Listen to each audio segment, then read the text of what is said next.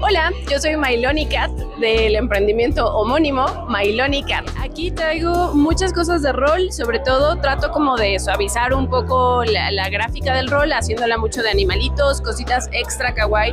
Soy muy fan de las palomas y los conejos, creo que se nota, por lo que tengo mis tarots también de palomas y conejos.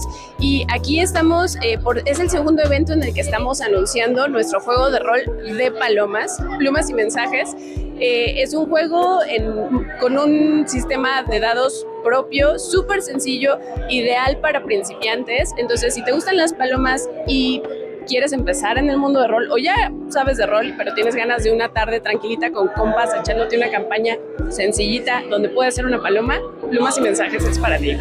Me encuentran en redes sociales, en todas las redes sociales como Mailoni Cat, o pueden visitar mi página mailonicat.com.mx si son de México, y para nivel internacional como mailonicat.com.